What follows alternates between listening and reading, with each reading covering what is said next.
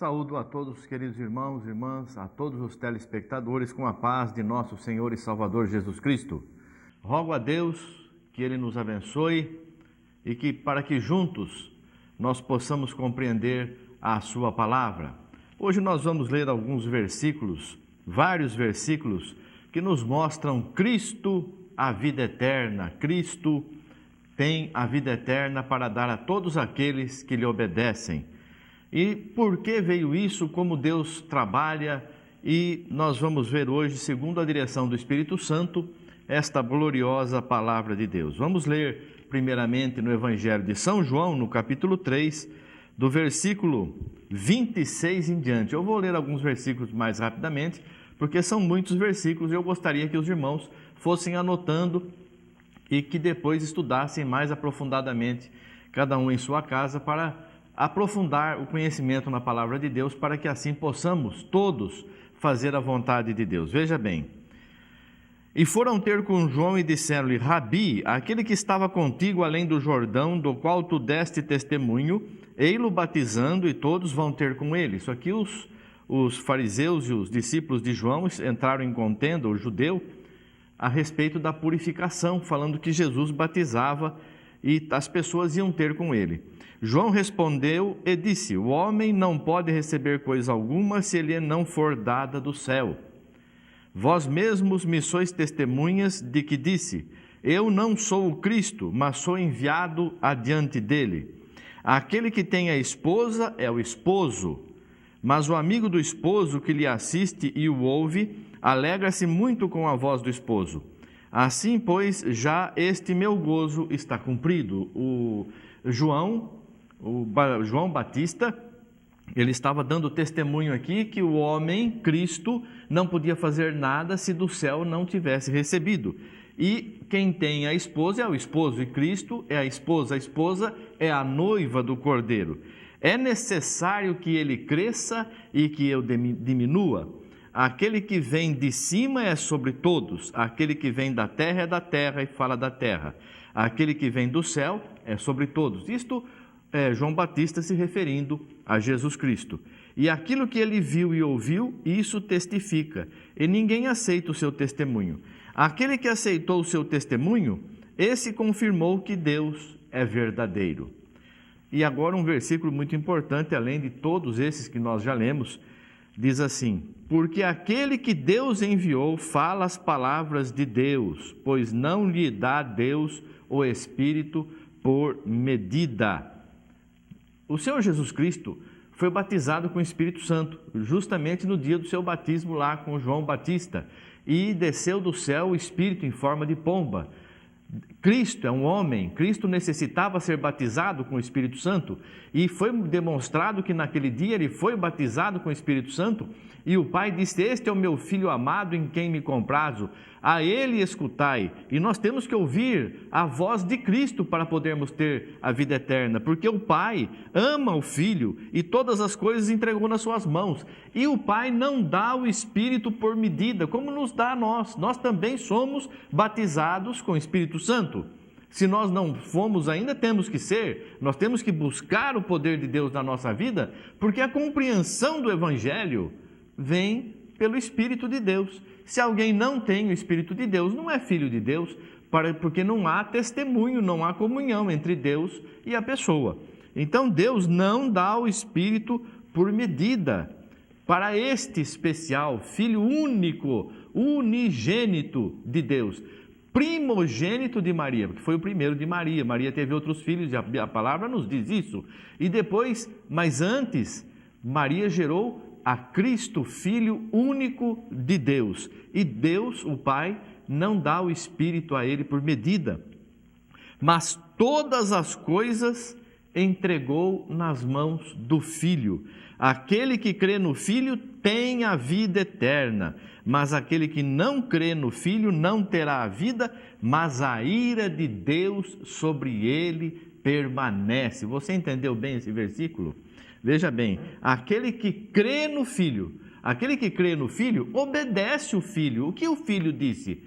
ele disse que ele veio tirar os nossos pecados e pelas suas pisaduras fomos sarados. E ele nos deu 2 mandamentos, um novo mandamento vos dou: amar a Deus sobre todas as coisas e ao próximo como a si mesmo. Aquele que crê no Filho tem a vida eterna. Por quê? Porque recebeu o amor de Deus em sua vida. Então a pessoa tanto tem amor por si mesma, como tem amor por todos aqueles que a cercam e acima de tudo tem amor por Deus. Mas aquele que não crê no Filho, aquele que não obedece a Jesus Cristo, não verá a vida, mas a ira de Deus sobre essa pessoa permanece. Por que é tão poderoso assim este Cristo, este Filho unigênito de Deus? Era necessário que Deus tivesse um contato com o homem e nós não podemos ver a face de Deus, nós não suportaríamos. Às vezes, nós recebemos uma porção um pouquinho maior do Espírito Santo e já nós nos sentimos, parece que vamos desfalecer, falta-nos o ar. Isso talvez seja uma coisa humana, ansiedade, nervosismo, mas a verdade é que quando nós recebemos uma porção um pouquinho maior do que aquela que estamos acostumados a receber, nós parece que vamos desfalecer. Veja aqui, no mesmo Evangelho de São João, no capítulo 1, o versículos 1 ao 5. No princípio era o Verbo estava com Deus e o Verbo era Deus. Verbo é palavra. Ele estava no princípio com Deus. Todas as coisas foram feitas por Ele e sem Ele nada do que foi feito se fez. Nele estava a vida e a vida era a luz dos homens. E a luz resplandece nas trevas e as trevas não a compreenderam. Depois no versículos 10 a 12 diz: estava no mundo e o mundo foi feito por Ele. E o mundo não o conheceu. Veio para o que era seus e os seus não o receberam. Mas a todos quantos o receberam, deu-lhes o poder de serem feitos filhos de Deus aos que creem no seu nome. Como que você vai ser salvo? Sendo filho de Deus. Deus só vai receber na sua casa a sua família. Nós só vamos morar com Cristo se formos também herdeiros de Deus, co-herdeiros de Cristo. Então nós temos que ter o nome de família, como está em Efésios, capítulo 3, versículos 14 e 15.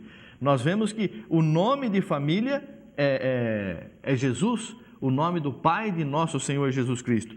E a palavra é uma coisa interessante, que às vezes você não percebe, passa por cima, diz assim: estava no mundo e o mundo foi feito por Ele. O mundo foi feito por quem? Quem estava no mundo? Que veio para o que era seu, mas não o receberam.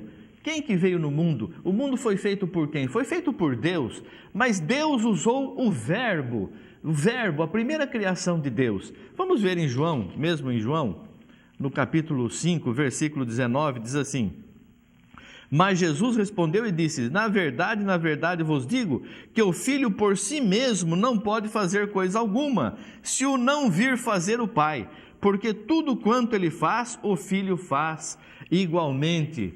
Mas que confissão é essa que Jesus está fazendo? O Filho de si mesmo não pode fazer coisa alguma, mas o Filho fez tantas maravilhas. A vida eterna está no Filho, mas o Filho está dizendo: eu sou um homem como vocês.